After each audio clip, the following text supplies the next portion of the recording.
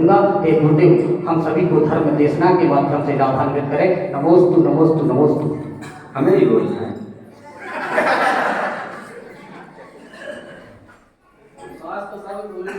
ओम नमः सिद्धेश्वर। ओम नमः सिद्धेश्वर। जय श्री ओम नमः सिद्धेश्वर। 9-10 माह कोख में रख कर माँ ने मुझको पाला था, किंतु जन्म देकर फिर भव सागर में डाला था। फिर गर्भस्थ किया गुरुवर ने, धर्म कोख में है पाला। कैसे मैं उनके गुण गाऊं जिनने सब कुछ दे डाला, जिनने सब कुछ दे डाला। बोले अहिंसा परमो धर्म की। देवानंद श्री पार्श्वनाथ भगवान जी की। आचार्य गुरुदेव भगवान श्री विद्यासागर जी महाराज जी की।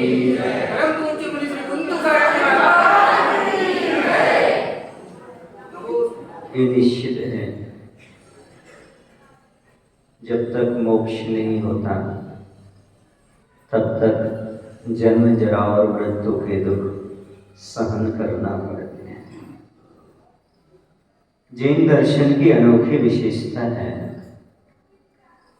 कि जन्म दिन को उत्सव नहीं कहते, बल्कि मरण दिन को मृत्यु महोत्सव कहा जाता है।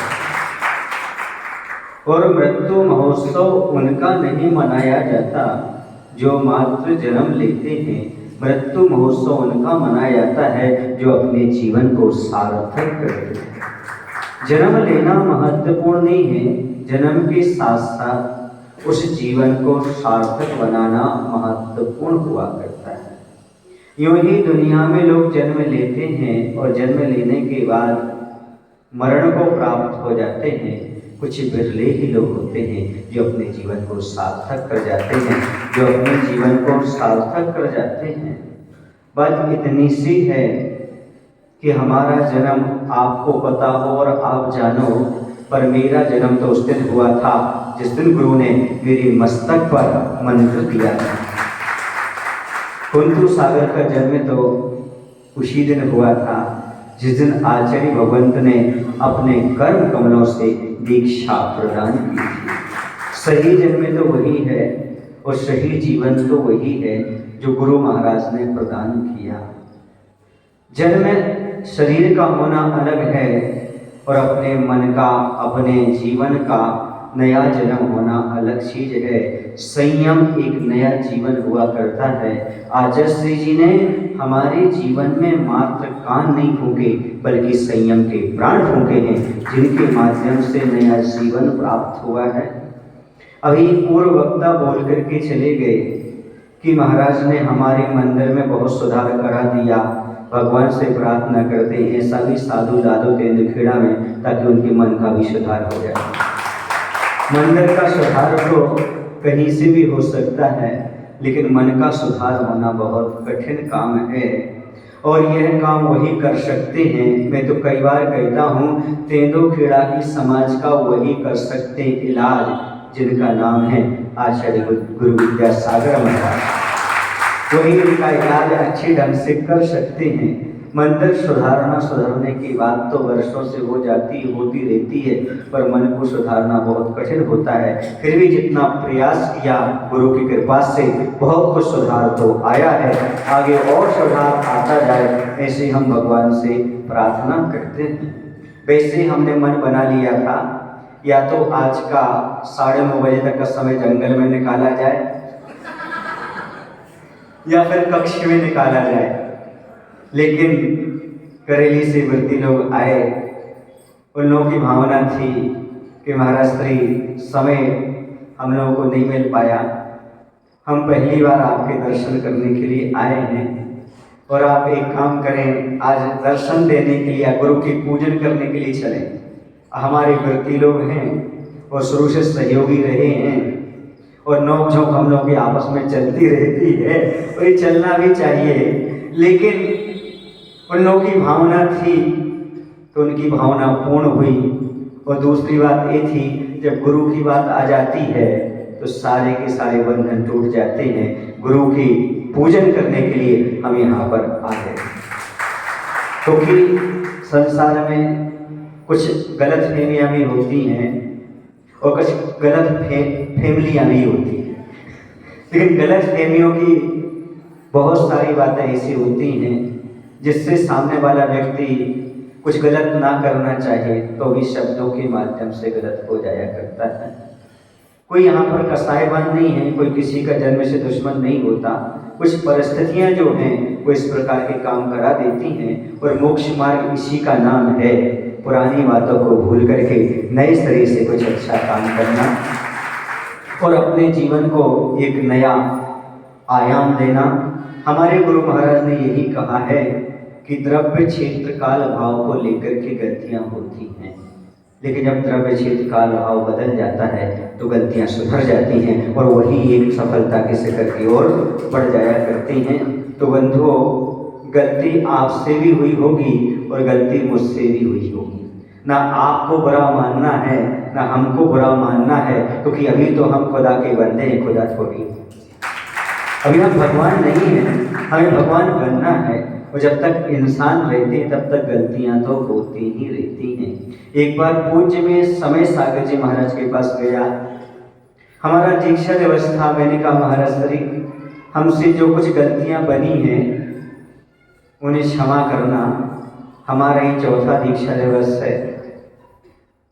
तो महाराज मुस्कुरा करके बोले, पूज्य समय सागर जी महाराज, यदि गलतियां ना हुई हो तो हमने कही भी बहुत बड़ी गलती है। हमने कहा कौन सी गलती है? बोले इंसान होकर के गलती ना करना सबसे बड़ी गलती है। मतलब इंसान से गलतियां तो होती ही होती हैं। सीधी सी बात यह है बंधुओं कि हम सभी लोग साधर्मी हैं, मोक्ष मार्ग पर बढ़ रहे हैं। हम किसी के गुरु नहीं हैं, बल्कि हम सबके गुरु आचार्य भगवत विद्यासागर जी महाराज हैं।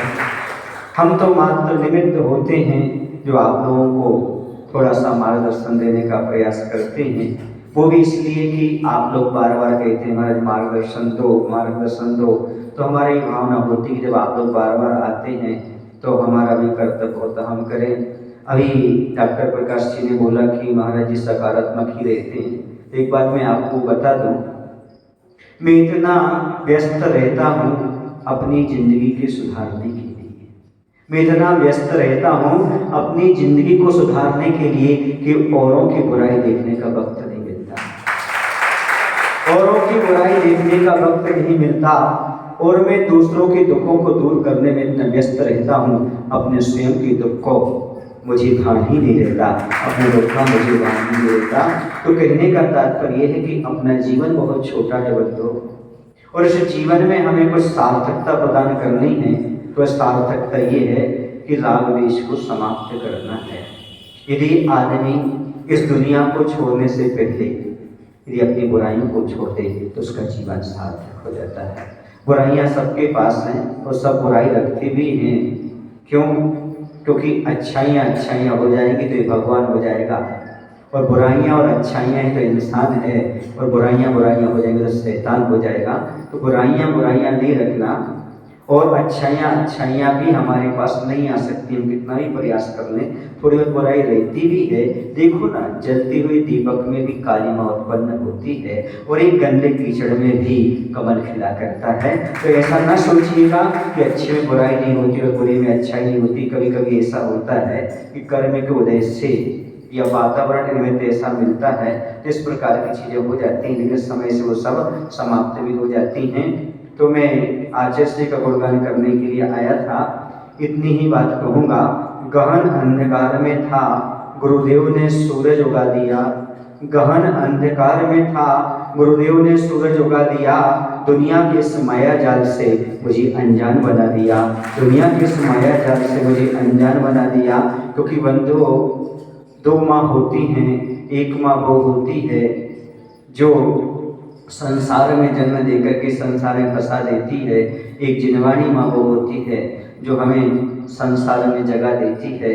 आज इसने लिखा है, एक प्रभात की लाली दूसरी संध्या की होती है, लेकिन दोनों कितनी अंतर वाली होती है। एक सुलाती एक जगाती, दोनों अंतर वाली होती है। तो संध्या काल की लाली ये संसार की माँ है जो सुलाती है, और प्रातः काल की जो लाली है वो गुरु या जिनवाणी माँ है जो हमें जगाती है। तो गुरु महाराज ने हमारे जीवन में बहुत कुछ दिया है, और मैं तो ये कहता हूँ मुझे दिया ही नहीं है, मुझे ही दिया बना दिया है। उन्होंने कुछ दिया नहीं है, उन्होंने मुझे ही दिया बना दिया है। कौन जानता था मुझे, कौन जानता था मुझे, उन्होंने पहचान बना दिया। कौन जानता था मुझे, उन्होंने पहचान बना दिया। गुरु की ऐसी कृपा हुई कि मुझे उन्होंने अपना शिष्य बना दिया, उन्होंने अपना शिष्य बना दिया। और हमेशा गुरु के चरणों में यही प्रार्थना है कि मैं हमेशा उनका शिष्य बना रहूं और अपने जीवन को धन्य बना सकूं। वैसे मैं चाह नहीं रहा था कि आज के दिन आपके बीच में आया जाए, लेकिन ये समझिए वृत्तियों का ये योगदान समझो या अवकाश समझो जो मैं आप लोगों के बीच में आ गया हूँ। और इतनी सी बात अवश्य कहता हूँ कि जन्मदिन इसलिए नहीं मनाना चाहिए क्योंकि आज पंचम काल में जिनका भी जन्म हुआ है वह मिथ्यात्व के साथ हुआ। किसके साथ हुआ है? और जन्मदिन मनाने से हम मिथ्यात्व का समर्थन कर जाते हैं। तीर्थंकरों का जन्मदिन इसलिए मनाते हैं क्योंकि तीर्थंकर नियम से सम्यक दर्शन और अवधि ज्ञान लेकर के आया करते हैं, और उनका अंतिम जन्म होता है, इसके बाद उन्हें जन्म नहीं लेना पड़ता। इसलिए तीर्थंकरों का हम जन्मदिन मनाते हैं। लेकिन आज पंचम काल है, वर्तमान में किसी का भी जन्म सम्यक दर्शन के साथ नहीं हुआ, इसलिए जन्मदिन ना मनाएं। ये बात अलग है, इस दिन कुछ दान पुण्य क्रियाएं करें ताकि हमारा जीवन सार्थक हो सके। कोई महावीर भगवान की जय, आचार्य विद्यासागर जी महाराज की जय। जावाणी के ज्ञान पे सोचे भाई, लोग सदा